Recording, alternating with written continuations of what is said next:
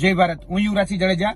ગુજરાતના બેરોજગાર યુવાનોનું જે વાસ્તવિક મોડેલ જે છે એ વાસ્તવિક મોડેલ આજે ફરી એક વખત સામે આવ્યું છે. જી હા, ભરૂચના અંકલેશ્વરમાં એક પ્રાઇવેટ કંપની દ્વારા વોક ઇન ઇન્ટરવ્યુ રાખવામાં આવેલા, જેમાં અલગ અલગ કહી શકાય કે પદો માટે એ વેકેન્સી બહાર પાડવામાં આવેલી, જેમાં plant operator, supervisor, DCS, filter mechanical, આ 15 થી 20 જેટલા પદો હતા, જેના માટે વોક ઇન ઇન્ટરવ્યુ રાખવામાં આવેલા અને હજારો યુવાનો એ પદો માટે રોજગારી મેળવવા માટે ત્યાં ઉપસ્થિત થયા હતા. ત્યાં ઘણી બધી અવ્યવસ્થાઓ સર્જાણી અને ગુજરાતનું જે વાસ્તવિક મોડેલ જે છે એ ફરી એક વખત સામે આવ્યું છે.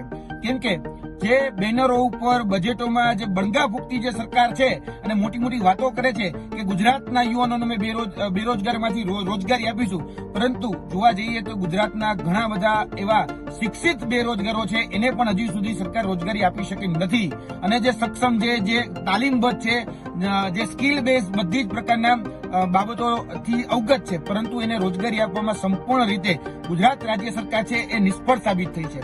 અને અત્યારે જયારે કહી શકાય કે વોક ઇન ઇન્ટરવ્યુ હતા તો તેમાં અવ્યવસ્થા સર્જાણી અને ઘણા બધા યુવાનોને હાલાકીનો સામનો પણ કરવો પડ્યો. અને ગુજરાતનું જે વાસ્તવિક જે મોડેલ જે છે એનો પણ પરપોટો ફૂટી ગયો. કેમ કે જે રાજ્ય સરકાર બજેટોમાં અને બેનરોમાં એ રીતે વાત કરે છે કે ગુજરાતના શિક્ષિત બેરોજગારો હોય એને અમે સરકારી રોજગારી આપીશું, પરંતુ એ સરકારી રોજગારીમાં આપવામાં નિષ્ફળ થઈ.